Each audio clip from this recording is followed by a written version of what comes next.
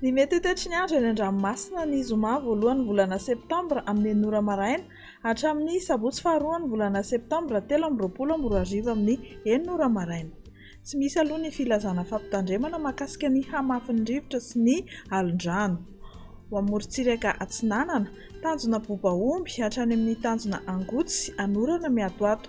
Ho avy atsimo somary atsimo Atsinanana ny rivotra ka ho 20 hatramin'ny 7 km isan'ora, mety hatratra 5 km isan'ora any amin'ny tendrony avaratra.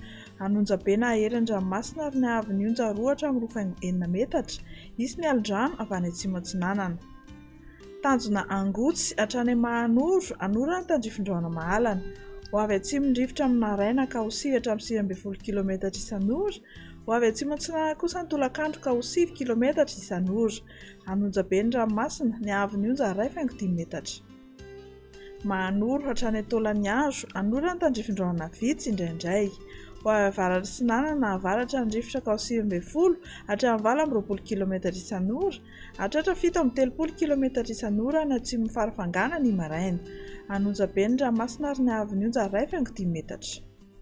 Taolagnaro hatrany amin'ny tanjona Vohimena, Omaina amin'ny ankapobeny. Ho avy Atsinanana ny rivotra ka ho 9 hatramin'ny 7 km isan'ora.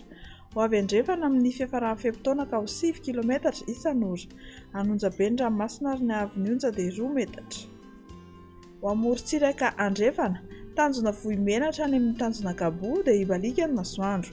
Ho avy avaratra andrefana na andrefana ny rivotra ka ho 7 hatramin'ny 9 km isan'ora. Ho avy atsimo kosa ny alina ka ho 9 km isan'ora, mety hatratra 20 km isan'ora indraindray any avaratry Toliara. Ho avy andrefana na atsimo andrefana kosa ny tolakandro ka ho 20 km isan'ora. Adimy mpanonja na anonjabe ny ranomasina ary ny ahavon'ny onja 1 hatramin'ny 2.5 metatra. Tanjona Akabo hatrany amin'ny tanjona Vilanandro, isy ny tandrifin-drahona amin'ny fiandohan'ny fempotoana any amorontsiraka Melaky.